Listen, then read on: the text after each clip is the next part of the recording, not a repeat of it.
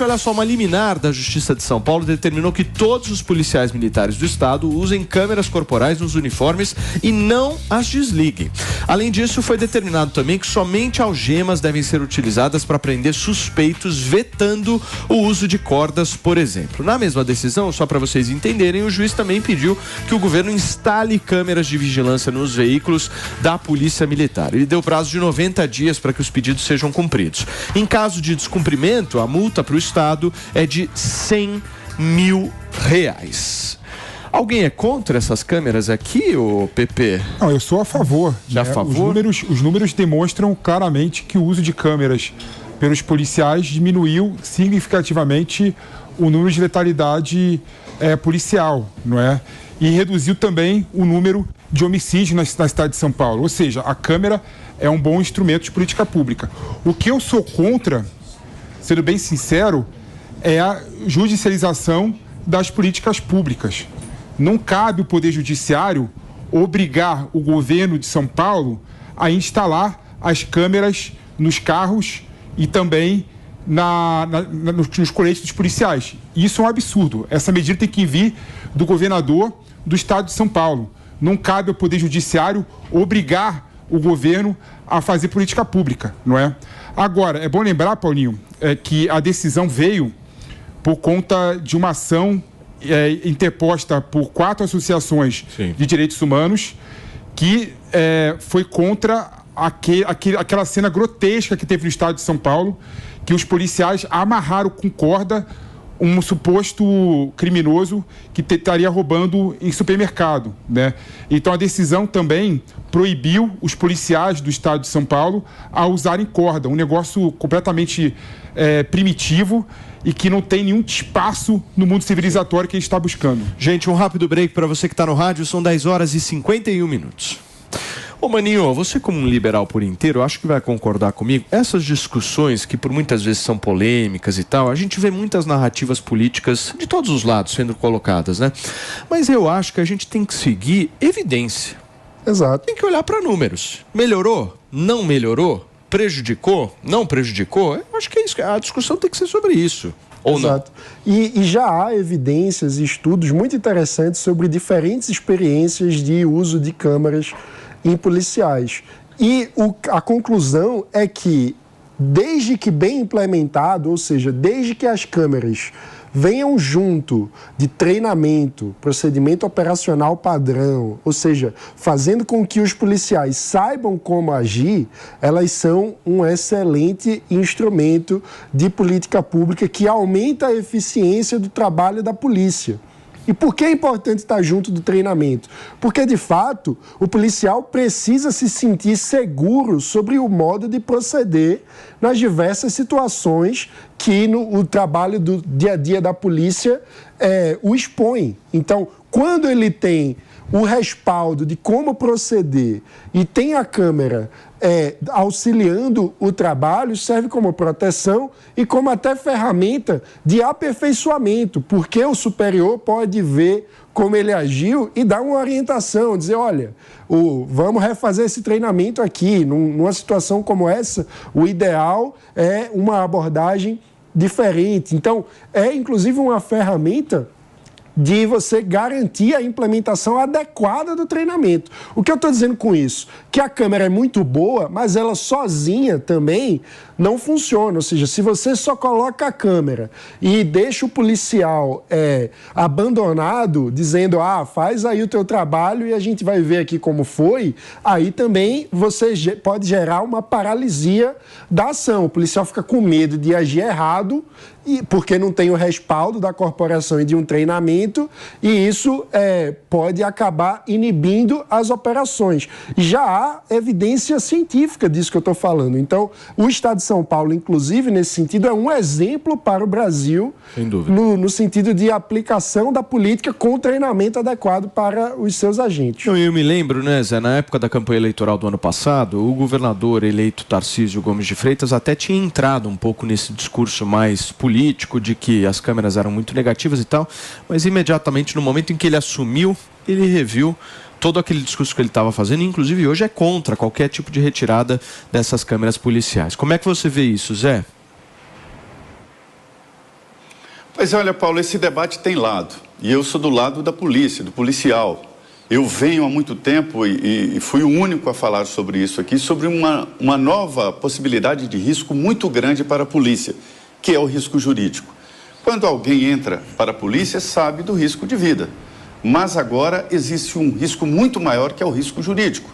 Conversava aqui, quando era deputado, o capitão Derrite, né, agora secretário de Segurança Pública, sobre exatamente esse risco jurídico. E ele me contando que tinha enfrentado um processo ao matar um bandido e contou de vários colegas que venderam a própria casa para pagar advogado. Agora o Estado paga o advogado para o policial. Eu entendo que estão tirando da polícia, a exemplo do que o Supremo está fazendo, definindo ali a quantidade de porte e posse de drogas, né? Está tirando da polícia essa autonomia e a garantia do policial, né? É preciso dar essa garantia ao policial. Ele sabe quem é traficante e quem é o vendedor, o usuário, ele sabe, né? Nesse caso, proibir o policial de usar certos instrumentos é absurdo, porque se ele não tiver uma algema, ou se ele anda com uma algema e prende 4, como faz, né? E, por outro lado, esta insegurança jurídica está repercutindo no dia a dia. Me mandaram um vídeo da Polícia Militar do Estado de Minas Gerais, que eu fiquei chocado. Sim. Um policial se encontra com um bandido desarmado.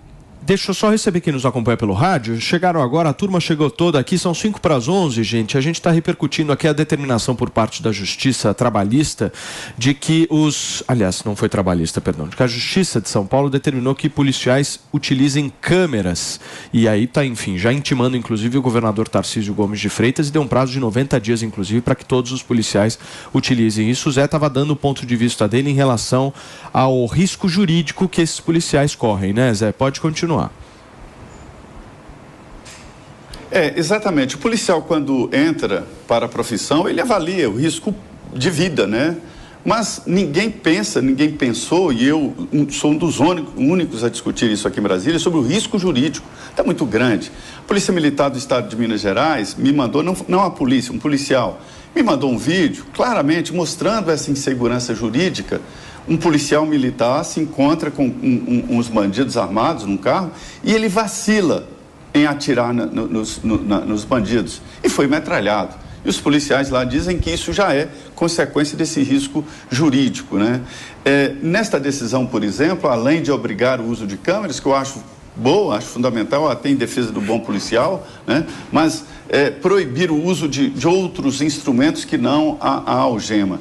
Como pode, se o policial prende 5, e aí ele anda com 5 algemas, como é que ele vai fazer para conter as pessoas que ele prendeu? Quer dizer, é muito complicado. Eu acho que tem que dar ao policial autonomia e excluir os maus policiais. Os maus policiais são detestados até pelos próprios colegas policiais. Então tem que dar mais autonomia à polícia e não gosto desse cerco que está se fazendo na polícia, como, por exemplo, a decisão do Supremo sobre a quantidade de drogas que passa a ser usuário ou traficante. O policial sabe quem é traficante e quem é usuário.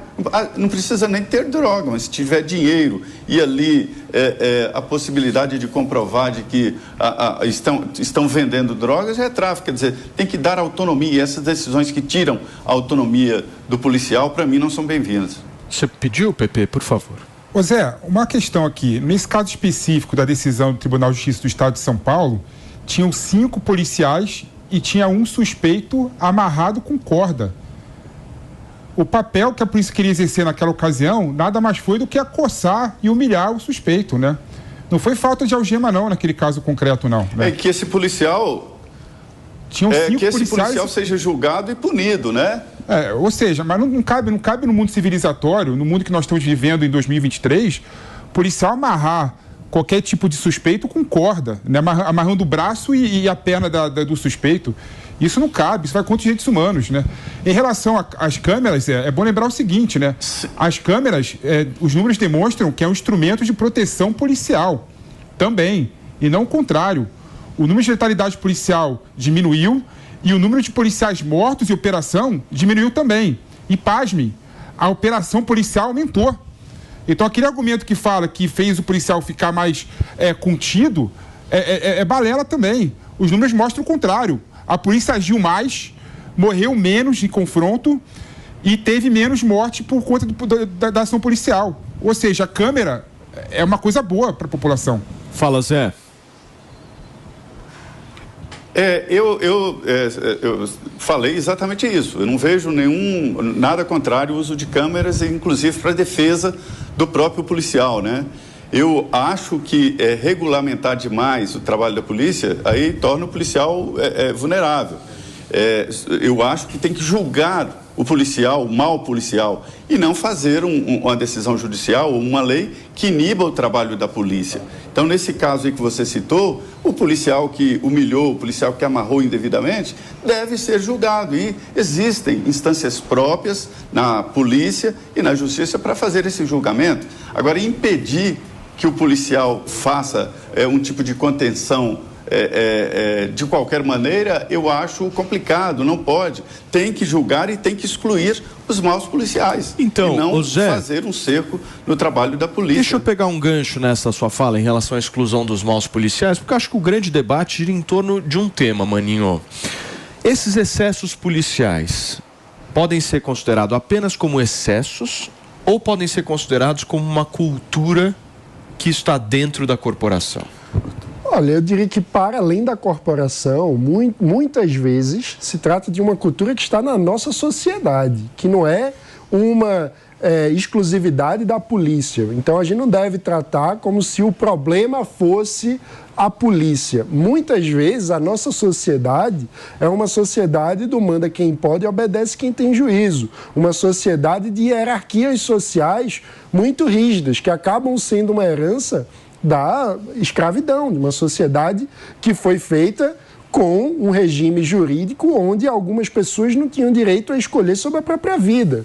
Então, quando, por exemplo, você vê uma situação dessa, de uma pessoa ser amarrada, humilhada, sem necessidade, para mim remete ao nosso histórico escravagista, a um histórico de que despreza a dignidade humana de um outro sujeito. E isso não é uma exclusividade da polícia. Inclusive, tivemos casos de muita repercussão, por exemplo, em supermercados, com seguranças privados fazendo um comportamento semelhante a esse. E tem muitos outros casos, para além das forças de segurança, inclusive, de pessoas que humilham até um entregador de aplicativo que é humilhado por um cara de condomínio bacana, porque acha que tem um status superior, que é de uma casta superior. Mas você acha que isso tem correlação com qualquer tipo de abuso policial? Eu acho que faz parte dessa cultura. Faz parte de um pacote. De um pacote cultural que acha que alguns